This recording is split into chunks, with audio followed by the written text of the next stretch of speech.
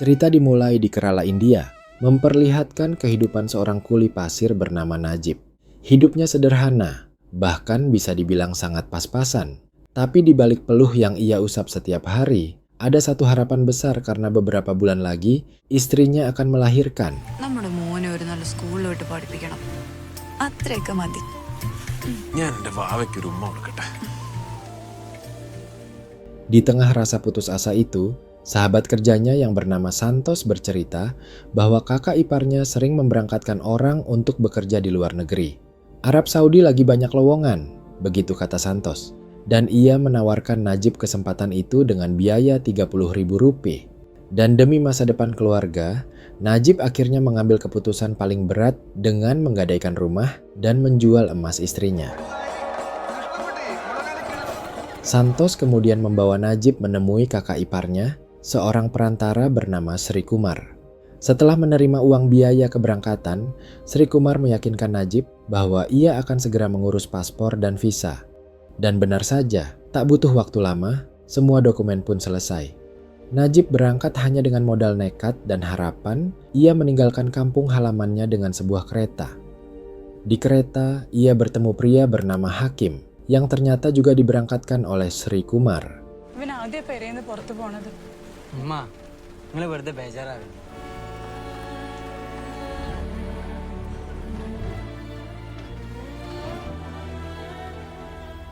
Scene kemudian memperlihatkan keduanya yang telah tiba di bandara Arab Saudi. Masalah pertama langsung muncul yang dimana majikan yang seharusnya menjemput mereka tak kunjung datang. Mau bertanya pun mereka bingung, bahasa Arab tak mereka kuasai. Beruntung, mereka bertemu seorang pria India yang bersedia membantu. Ia mencoba menelepon nomor yang diberikan Najib, nomor kantor perusahaan, tapi karena saat itu hari Jumat, tak ada yang mengangkat telepon karena kantor sedang libur. Sebelum pergi, pria itu menenangkan mereka dengan mengatakan bahwa selama visa mereka resmi, majikan pasti akan datang. Tak lama setelah itu, muncul seorang pria Arab mendekati mereka. Ia bertanya panjang lebar, tapi Najib dan Hakim hanya bisa berdiri bengong karena tak paham sepatah kata pun. Pria itu langsung marah-marah, lalu pergi begitu saja.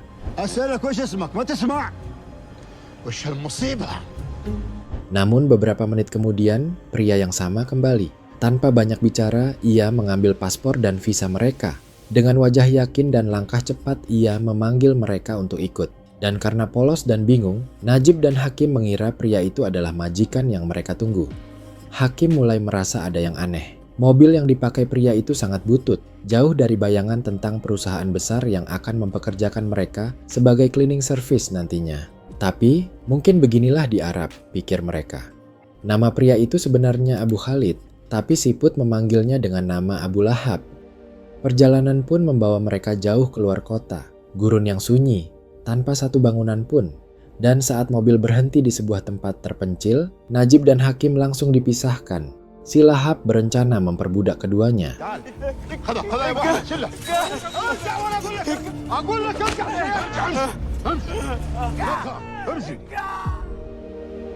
Setelah dicambuk dan tak berdaya melawan, Najib akhirnya pasrah saat si Lahab menyeretnya ke sebuah peternakan. Najib diserahkan kepada orang kepercayaan si Lahab, seorang pria kasar bernama Jasir. Begitu si Lahab pergi, Najib melihat seorang pria kumuh yang terbaring di sana. Untungnya, pria itu bisa berbahasa India. Jadi ketika Najib menanyakan air minum, ia langsung menunjukkan tempatnya.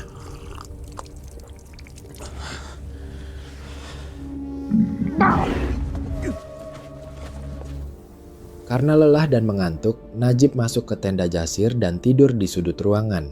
Tapi tak lama kemudian Jasir terbangun dan langsung mengamuk.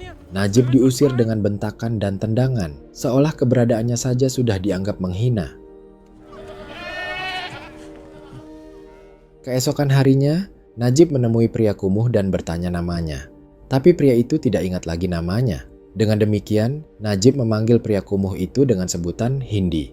Si Hindi lalu menyuruh Najib membawakan susu segar untuk Jasir. Di depan tenda, Najib mendengar Jasir mengucapkan kalimat suci. Alhamdulillah. Sebagai sesama muslim, Najib hanya bisa menatap bingung. Bagaimana mungkin seseorang yang bibirnya penuh doa, tapi perilakunya penuh kekejaman.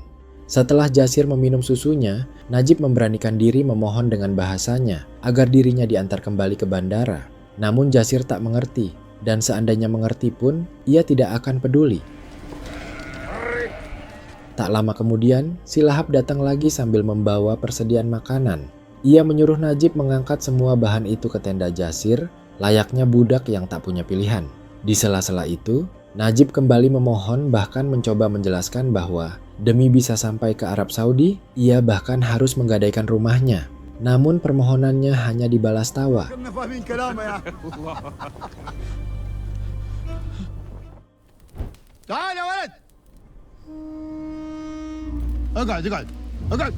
Setelah diberi roti keras yang hampir mirip batu, Najib berlari menyusul Hindi. Ia menanyakan jalan menuju kota, berharap masih ada cara untuk kabur. Sayangnya, Hindi memberitahu jalan menuju kota sangatlah jauh dan tempat ini benar-benar terpencil. Mendengar itu, Najib hanya bisa terdiam. Harapan untuk bebas terasa semakin jauh, sementara rasa sedih dan kecewa makin menumpuk dalam dirinya. Keesokan harinya setelah buang hajat, Najib membilas dengan air seperti biasa. Namun tiba-tiba si Lahap menendang Najib sambil mengumpat kalau air itu ia beli. Hindi yang melihat itu menjelaskan untuk tidak menggunakan air buat cebok, melainkan pasir. Mendengar itu, Najib langsung mau pingsan menyadari betapa pelit dan tidak masuk akalnya hidup di bawah manusia-manusia ini. Siangnya, Najib mencoba mencari bantuan dari pria yang datang mengantarkan air. Namun belum sempat bicara banyak, tiba-tiba Lahap muncul dan langsung mencambuk Najib.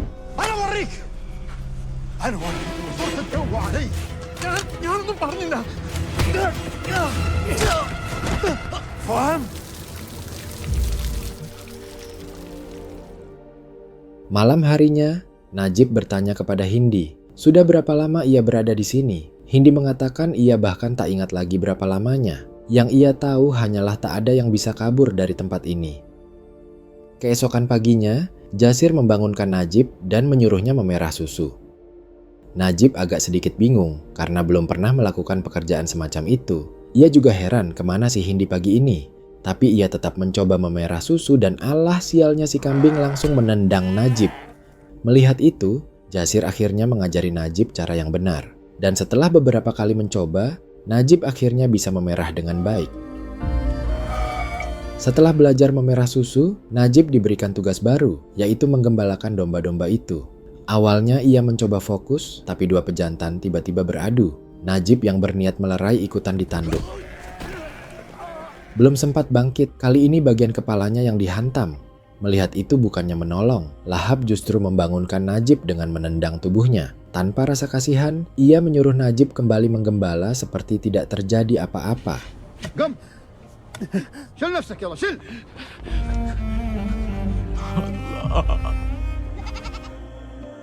Hari demi hari berlalu, dan perubahan pada diri Najib semakin terlihat. Najib melihat pantulan dirinya di kaca spion mobil. Wajah itu hampir tidak ia kenali lagi. Namun sebelum sempat merenung lebih jauh, Lahap datang dan menghancurkan kaca spion itu. Saat kembali menggembala, Najib tidak lagi bisa menahan air mata. Ia sadar betapa dirinya berubah, kurus, kusut, dan tampak seperti orang gila. Dari kejauhan, ia naik ke sebuah bukit kecil. Di atas sana, ia melihat burung pemakan bangkai berkerumun di satu titik. Rasa penasaran bercampur cemas membuat Najib turun menghampirinya. Dan di sanalah ia menemukan kenyataan pahit. Yang terbaring itu adalah Hindi, satu-satunya teman yang selama ini menemaninya. Najib sempat ingin memberikan penguburan yang layak, tapi burung-burung itu terus mendekat agresif. Ia yang tidak berdaya pun perlahan meninggalkan sambil menahan perih di hatinya.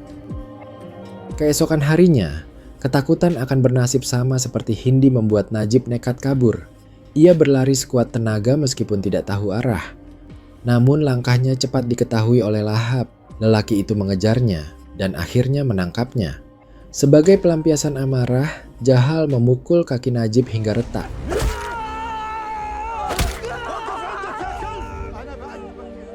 Malam harinya, Najib hanya bisa merangkak. Kakinya tidak lagi bisa digunakan untuk berjalan. Di tengah gelap gurun itu, ia menangis diam-diam. merasa hidupnya seakan telah runtuh. Suatu hari, cuaca berubah drastis. Angin kencang dan pasir beterbangan membuat Najib segera membawa ternak gembalaannya masuk ke sebuah gua untuk berteduh. Di dalam gua, ia mencoba duduk dan mengumpulkan tenaga. Saat mengamati sekitar, ia melihat sebuah lorong sempit di sisi dinding. Dengan rasa penasaran yang tiba-tiba muncul, ia mengikuti lorong itu perlahan. Lorong itu ternyata mengarah ke bagian belakang gua. Dan di sanalah, tanpa disangka-sangka, ia melihat sesosok pria berdiri. Saat didekati, itu adalah Hakim, sahabatnya sendiri. Dengan suara terbata, Hakim langsung mengajak Najib untuk kabur bersama. Namun Najib hanya bisa menggeleng pelan sembari menjelaskan bahwa ia sudah pernah mencoba, tetapi langsung tertangkap oleh si lahap bau. Selain itu, mereka tidak tahu arah menuju kota. Mendengar itu, Hakim mulai bercerita. Selama dipisahkan dari Najib, ia terus dipaksa bekerja tanpa henti dan menerima perlakuan yang sama kejamnya. Namun sebelum ia sempat menyelesaikan ceritanya, tiba-tiba terdengar suara klakson mobil dari kejauhan. Itu adalah majikan Hakim. Mereka akhirnya harus kembali terpisah, dan momen singkat itu menjadi satu-satunya pelipur lara yang mereka punya. Beberapa minggu kemudian, Najib melihat sosok sahabatnya itu lagi dari kejauhan. Namun kali ini Hakim tidak berani mendekat, ia hanya meletakkan sebuah kertas di atas pasir, lalu pergi. Najib langsung berlari untuk mengambilnya. Tapi angin gurun sangat kencang, surat itu terbang ke sana kemari. Dan sialnya, di saat yang sama, lahap muncul dari arah lain. Refleks Najib langsung duduk berpura-pura seperti sedang buang hajat. Untungnya, surat itu tersangkut di dahan kering. Setelah lahap pergi, Najib segera mengambilnya. Surat itu berisi tulisan Hakim yang membuat Najib meneteskan air mata. Hakim menjelaskan bahwa setelah pertemuan mereka di gua itu, ia langsung disiksa habis-habisan oleh majikan setibanya di peternakan. Namun ia juga membawa kabar yang memberi secerca harapan, yang dimana sekarang Hakim bekerja dengan seorang pria asal Afrika. Pria ini mengetahui jalur menuju kota. Di akhir suratnya, Hakim mengajak Najib untuk terus berdoa, agar suatu hari Allah membuka pintu bagi mereka untuk bebas dari penderitaan ini. Suatu sore, pria Afrika yang bekerja bersama Hakim, namanya Ibrahim Khadiri, menunjukkan jalan menuju tempat Najib bekerja. Di saat yang sama, Najib sedang memberi makan unta. Tiba-tiba mendengar seseorang bernyanyi, suara yang terasa sangat familiar. Najib langsung berjalan mengikuti arah suara itu. Dan benar saja, di sana terdapat Hakim dan Ibrahim. Setelah mereka saling memeluk, Ibrahim berbicara dengan suara pelan. Meninggalkan tempat ini memang hampir mustahil. Kita selalu diawasi.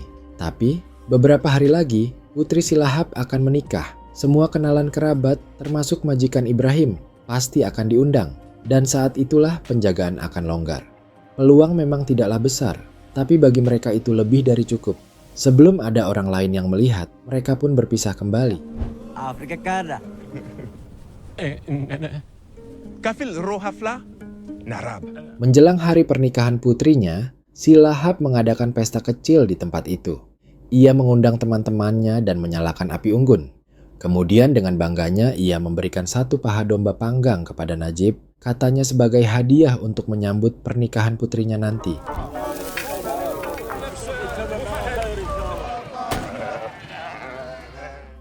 Dan akhirnya hari yang ditunggu pun tiba. Sore itu, Jasir datang membawa seapuk roti kering untuk makan malam. Ia memberitahu bahwa ia akan pergi ke pernikahan putri lahap malam itu juga. Begitu langkah Jasir makin menjauh, Najib langsung bergerak. Untuk pertama kalinya setelah bertahun-tahun ia kembali mandi, benar-benar mandi sampai puas. Setelah selesai, Najib mengenakan kembali pakaian lamanya. Pakaian yang ia pakai pertama kali ketika datang ke Arab Saudi. Celana itu yang dulunya sangat pas, kini sangatlah longgar. Najib pun mengambil tali dan menyimpulkan. Sebelum tancap gas, Najib melakukan sesuatu yang sangat najib. Hal yang menunjukkan betapa lembut hatinya. Ia memberi makan unta dan domba-domba itu agar tak kelaparan. Tak lama kemudian, Hakim dan Ibrahim muncul dan tergesa-gesa mengisyaratkan agar Najib bergegas. Di tengah perjalanan dan pada malam harinya, mereka melewati sebuah peternakan. Hakim yang kehausan tak henti-hentinya meminta air, hingga akhirnya Ibrahim terpaksa mencuri dari situ. Tapi sial, Aksinya ketahuan, orang Arab hingga tembakan demi tembakan menggema melewati telinga.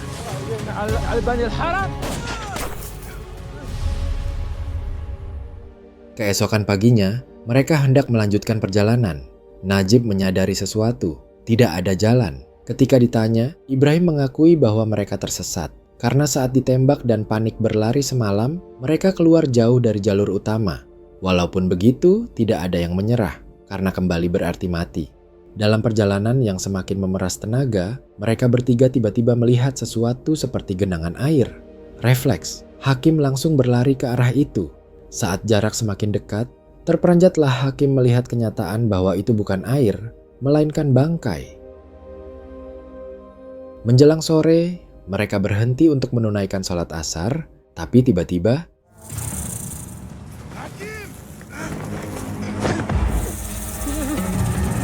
No move! Don't move!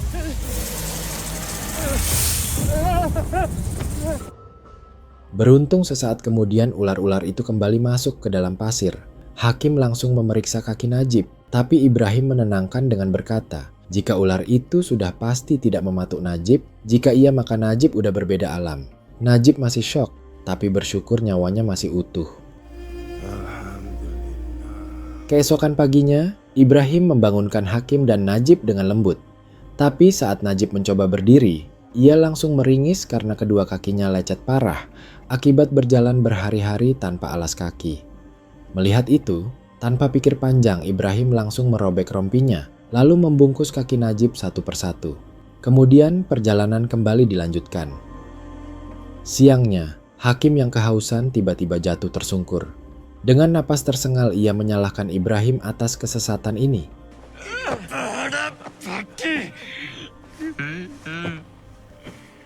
Ibrahim sangat terpukul, mengadah ke langit, memohon agar Allah menunjukkan jalan. Seburuk apapun kondisi mereka, Ibrahim tetap menjadi tiang kekuatan di antara ketiganya.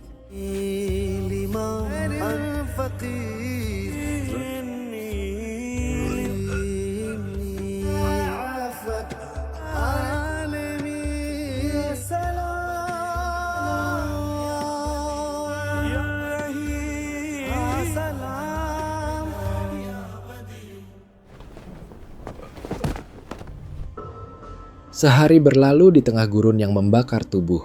Hakim yang sudah tinggal setipis nyawa tiba-tiba melihat kota di kejauhan. Ia langsung berlari seperti orang yang kehilangan akal. Najib dan Ibrahim menariknya, tapi Hakim memukul mereka. Tak lama kemudian ia menyuapkan pasir ke mulut sendiri.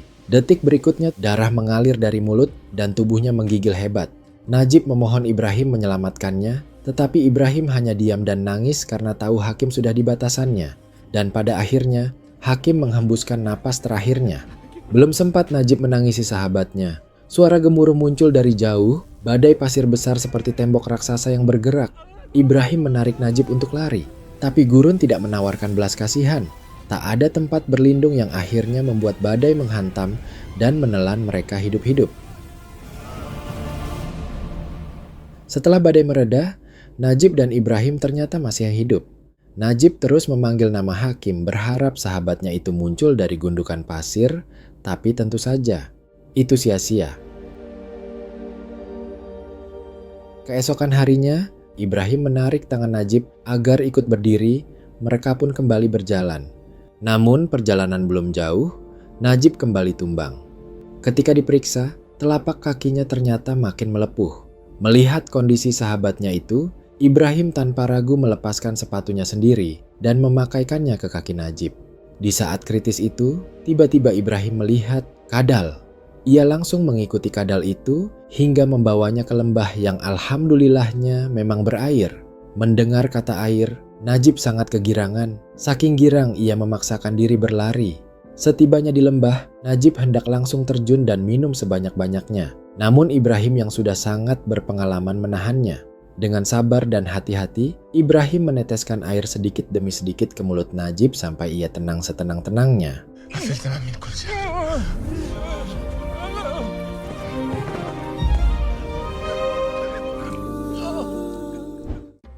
Ketika mereka beristirahat, Ibrahim memperhatikan sekeliling dan tanpa sengaja ia menemukan sebuah botol kosong. Lalu ia duduk dan meniup botol itu hingga menghasilkan suara lembut seperti suling. Tujuannya satu, membuat Najib tersenyum lagi walau hanya sebentar. Keesokan paginya tak jauh dari tempat mereka minum, Ibrahim menemukan bungkus biskuit yang masih baru. Tak lama kemudian mereka melihat bekas roda kendaraan, semangat mereka pun langsung kembali. Belum lama mengikuti, jejak kendaraan itu hilang begitu saja seolah tertelan padang pasir. Harapan yang tadi sempat muncul kini runtuh kembali. Keesokan paginya ketika Najib membuka mata, ia panik melihat Ibrahim sudah tidak ada di sampingnya. Najib kemudian melihat botol berisi air yang dari caranya botol itu ditaruh, jelas Ibrahim meninggalkannya secara sengaja. Meski hatinya hancur, Najib tahu ia tidak boleh berhenti. Dengan kaki yang pincang, Najib kembali berjalan seorang diri. Setelah ia menghabiskan air pemberian Ibrahim itu, tiba-tiba terdengar suara kendaraan. Spontan Najib seperti mendapat tenaga baru. Ia berlari sekuat mungkin ke sumber suara tersebut. Namun saat mencapai sebuah gundukan pasir, tubuhnya tidak kuat lagi hingga membuatnya terjatuh dan pingsan.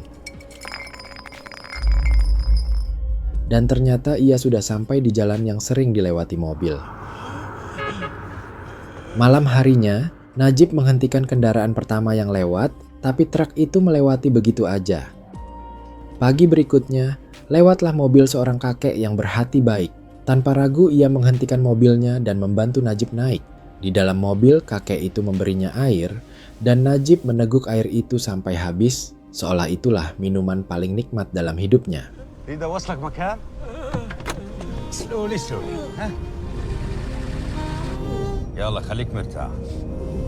يا الله ارحم هذا الرجل. Sore harinya setelah menempuh perjalanan panjang, mobil itu akhirnya memasuki kota.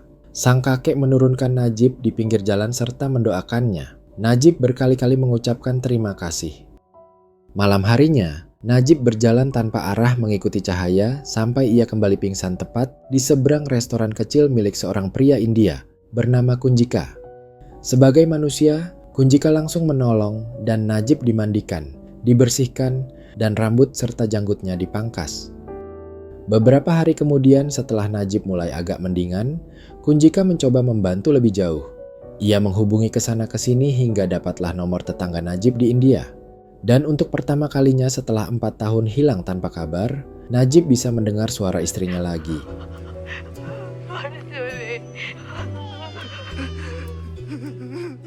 Suasana haru pun tak terelakkan, karena selama 4 tahun keluarganya mengira Najib tidak akan pernah kembali. Ia baru tahu bahwa anaknya yang dulu masih dalam kandungan saat ia pergi, kini sudah besar. Namun satu masalah besar muncul. Kunjika tidak bisa memulangkan Najib ke India. Semua dokumen seperti paspor dan visa sudah dirampas oleh si Lahap ketika ia pertama kali diperbudak. Maka mau tidak mau, Najib harus mendatangi kantor polisi untuk meminta bantuan. Saat berada di kantor polisi itulah, Najib melihat sebuah foto yang membuat tubuhnya merinding. Di papan buronan terpampang wajah Ibrahim.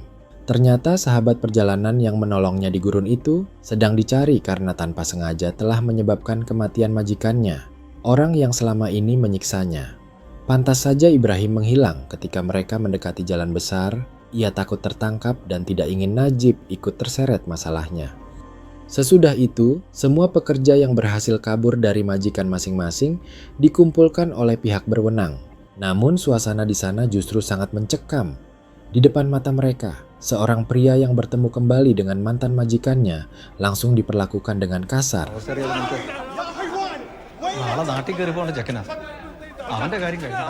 Melihat kejadian itu, Najib hanya bisa terpaku. Sejahat itukah perlakuan yang diterima para pekerja yang hanya ingin pulang? Tak lama, orang yang paling ia takuti muncul, si Lahap. Seketika tubuh Najib bergetar hebat. Ia yakin bahwa hidupnya bakal berakhir di tempat itu. Namun kenyataan berkata lain. Ternyata si Lahap bukan majikan resmi yang terdaftar, sehingga ia tidak memiliki kekuasaan apapun untuk mengklaim atau membawa Najib kembali. Meski begitu, Najib tetap tidak berani melaporkan semua penyiksaan yang ia alami.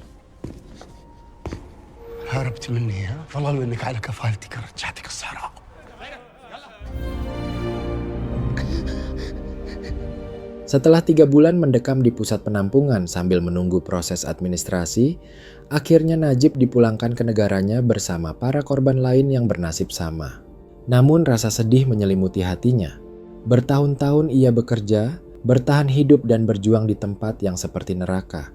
Tetapi ia pulang tanpa membawa apapun. Tidak ada hadiah, tidak ada uang, tidak ada oleh-oleh.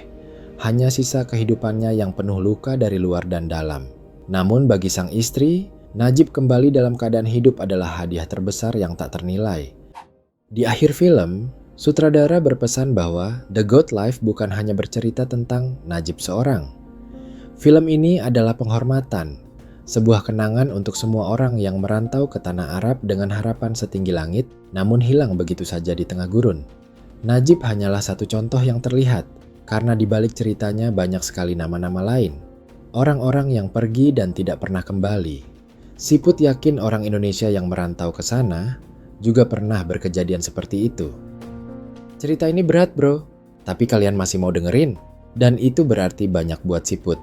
Jadi, kalau kalian suka cerita begini, bolehlah bantu saluran Siput ini, tekan subscribe-nya, free. Nggak perlu gadai rumah kayak Najib, like dan komentar apa aja, biar saluran Siput nggak hilang kayak Hakim di gurun sana. Sampai jumpa di video berikutnya, dan semoga kalian semua selalu pulang dengan selamat dan gak ditinggal unta. Hahaha.